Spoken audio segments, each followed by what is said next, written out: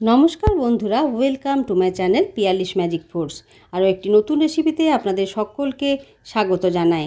আজকে ইলিশ মাছের রেসিপি নিয়ে আপনাদের কাছে হাজির হয়ে গেছি।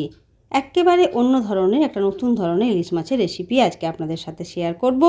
এটা খুব সহজেই চটজলদি বানানো যাবে, খুবই কম উপকরণ দিয়ে, কিন্তু খেতে খুবই সুস্বাদু লাগে। এখন বাজারে যে ফ্রেশ ইলিশ পাওয়া যাচ্ছে, সেই ইলিশ দিয়ে আপনারাও বানিয়ে ফেলুন বাড়িতে এই রেসিপিটি। এবং যদি আমার রেসিপি ভালো লেগে থাকে তাহলে লাইক, শেয়ার এবং কমেন্ট করতে ভুলবেন না বন্ধুরা। এখানে 5 পিস নিয়ে নিয়েছি ইলিশ মাছ। ভালো করে ধুয়ে পরিষ্কার করে লবণ, হলুদ এবং সর্ষের তেল মাখিয়ে নিচ্ছি। 10-15 মিনিটের মতো ম্যারিনেট করে রেখে দিতে হবে।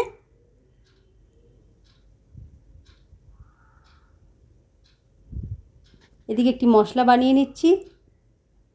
হলুদ, সর্ষে 2 চা চামচ, পোস্ত 2 চা চামচ, 3টে কাঁচা লঙ্কা, অল্প একটু জল এবং অল্প একটু লবণ সব দিয়ে বেটে একপাশে রেখে দিলাম। এদিকে দিয়ে দিলাম একটি প্যানের মধ্যে 3 টেবিল চামচের মতো সর্ষের তেল। ইলিশ মাছ অবশ্যই রান্নাটি সর্ষের তেলে হবে। মাছগুলোকে হালকাভাবে ভেজে নিতে হবে। ইলিশ মাছ কখনোই বেশি ভাজতে নেই, তাহলে কিন্তু এর টেস্ট একেবারে নষ্ট হয়ে যায়। খুব হালকাভাবে 2 পিঠ উল্টে মাছের পিসগুলোকে ভেজে নিয়ে তুলে নিচ্ছি। 4টে পিস ভাজা হয়ে গেল, আরও একটা পিস ছিল সেটাও ভেজে নিচ্ছি।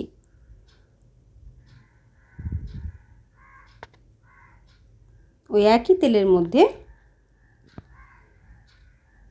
1 চা চামচের মতো কালো জিরে দিয়ে দিলাম।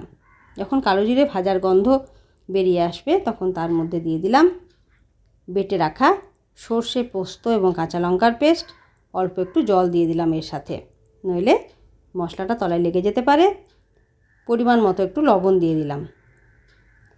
যখন মশলাটা ফুটতে শুরু করবে তখন এর মধ্যে দিয়ে দিলাম ফ্রেশ নারকেলের দুধ 200 গ্রামের মতন।